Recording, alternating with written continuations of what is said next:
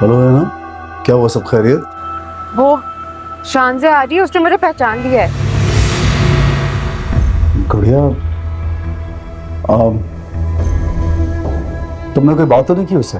नहीं, मेरी कोई बात नहीं हुई, लेकिन वो जिस तरह से देख रही थी उसे साफ लग रहा था कि वो आपसे सवाल करेगी। मुझे बहुत डर लग रहा है, अब क्या होगा।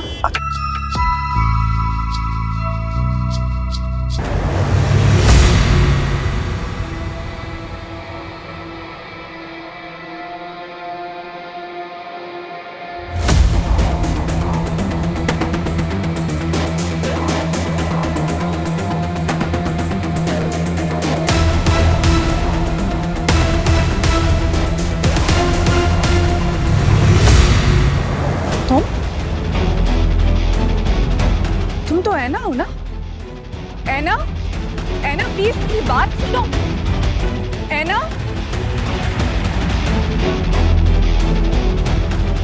ऐना, ऐना प्लीज मेरी बात सुनो। ऐना,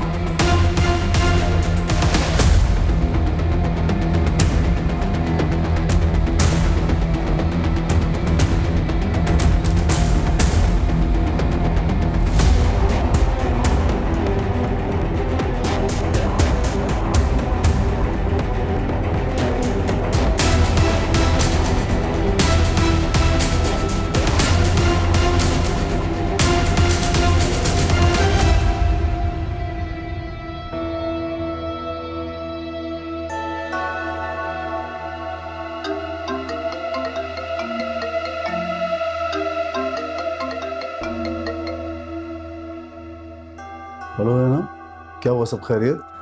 वो शान से आ रही है, उसने मुझे पहचान लिया है। गुड़िया, तुमने कोई बात तो नहीं की उससे? नहीं, मेरी कोई बात नहीं हुई, लेकिन वो जिस तरह से देख रही थी उसे साफ लग रहा था कि वो आपसे सवाल करेगी। मुझे बहुत डर लग रहा है, अब क्या होगा। अच्छा अच्छा, रिलैक्स। सुनो है ना, तुम्हें किसी से डरने की कोई जरूरत नहीं है। मैं हूं ना तुम्हारे साथ।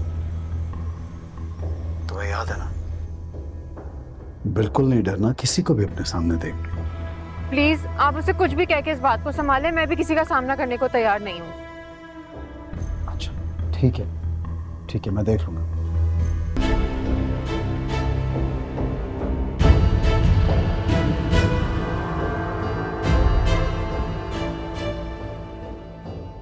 ये 2 प्लेटें किसके लिए हैं?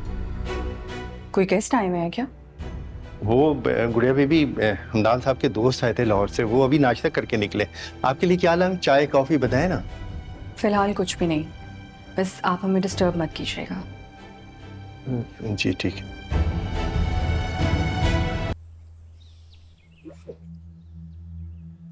आर यू श्योर वो ऐना ही थी? ऑफ कोर्स, मैं उसको कैसे भूल सकती हूँ।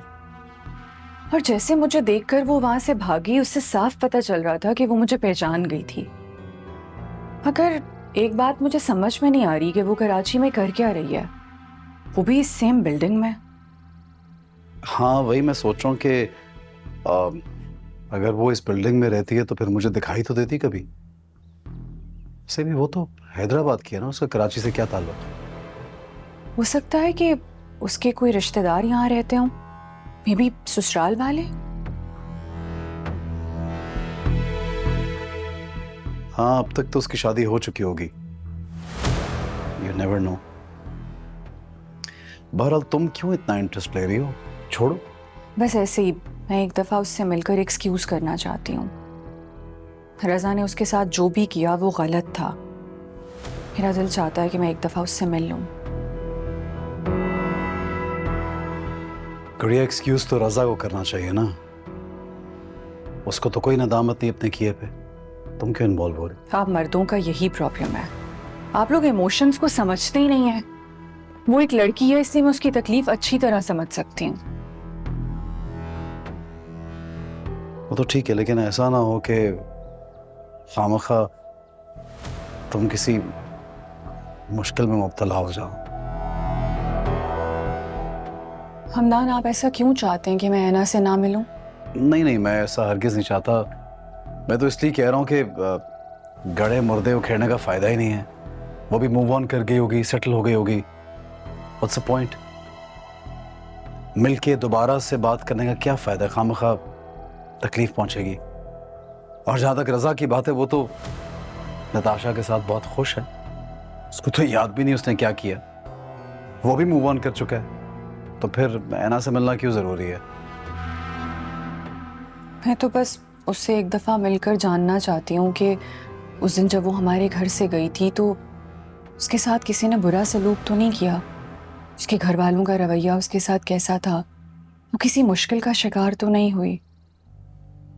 तुम्हें क्या लगता है गुड़िया, कोई लड़की अपने माँ बाप को बगैर बताए किसी लड़के के कहने पे घर छोड़ के आ जाए, इतना बड़ा कदम उठा ले, एक लड़के पे एतबार कर ले, अपने घर से आ गए हो, तो माँ बाप क्या सलूक करेंगे?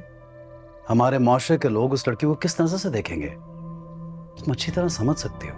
मगर हमदान, रज़ा का कहना तो यही है कि वो खुद उससे मिलने के लिए आई थी, रज़ा ने उसको नहीं बुलाया। झूठ बोलता है रजा, उसी ने उस लड़की को अपने पीछे लगाया था, मैं गवाह हूं इस चीज का।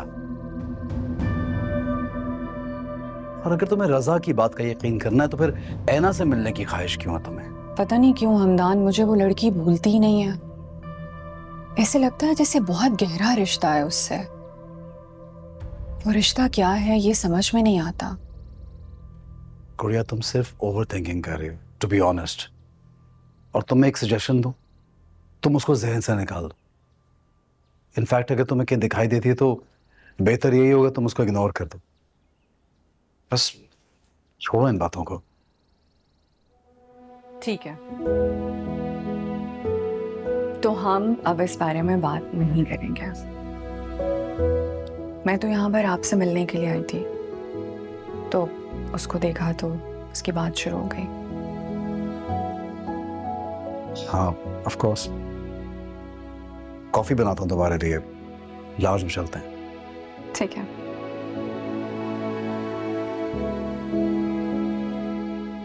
And this is for you.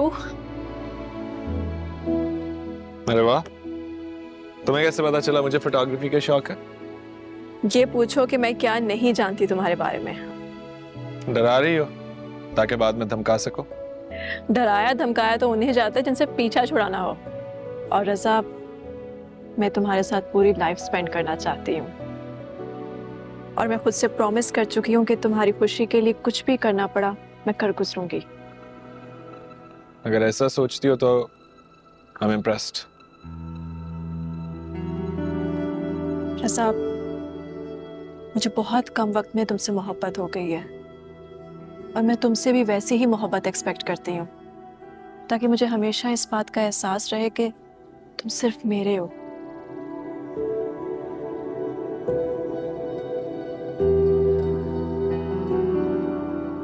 Honestly, you're the first girl जिसके लिए मेरे दिल में मोहब्बत पैदा हुई है। I think I'm in love with you. लेकिन हमारा केस थोड़ा डिफरेंट है। हमारे पेरेंट्स ने हमें एक दूसरे के लिए चूज किया है। लेकिन उस तरह से तो हमें अपने पेरेंट्स का शुक्रिया अदा करना चाहिए, because they introduced us to a feeling that people call love. तुम बातें बहुत खूबसूरत कर लेते हो। फोटोग्राफी भी अच्छी करता हूँ, कभी मौका दो अपना टैलेंट दिखाने का। श्योर, मैं इसे अपनी खुशकिस्मती समझूंगी।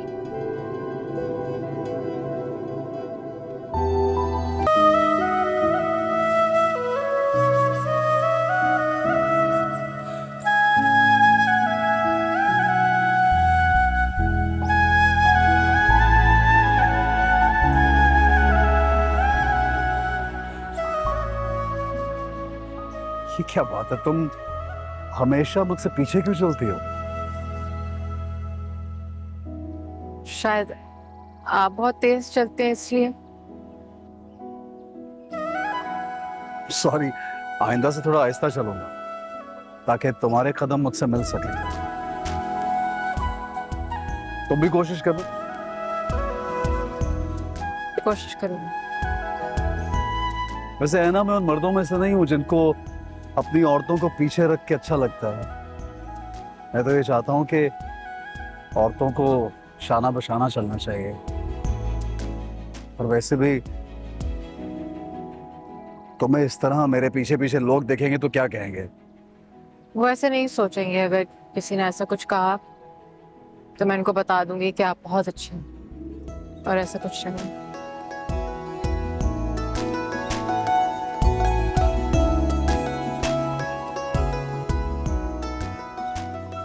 तुम ये कह दोगी सबको?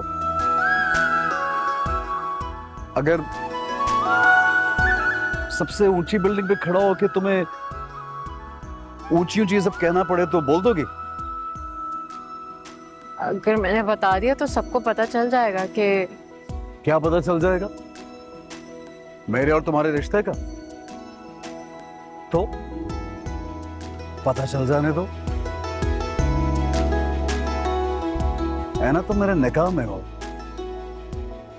और मुझे इस रिश्ते से कोई शर्मिंदगी तो नहीं है। ये तो बहुत पाकीज़ा रिश्ता है, मेरा और तुम्हारा। नहीं? जिस रास्ते से जाना नहीं है उसके बारे में बात करने का फायदा क्या? कभी कभी आप बहुत अजीब सी बातें करते हैं।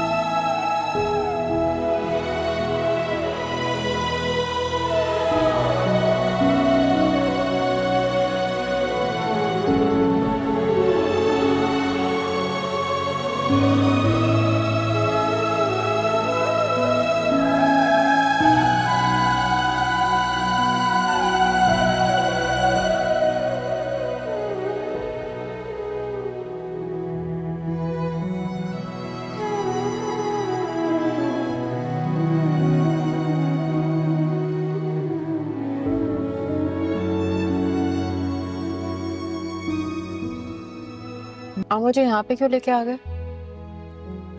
क्योंकि यही तुम्हारी मंजिल है। लेकिन मैंने आपको बताया था कि मुझे जॉब इंटरव्यू के लिए जाना है।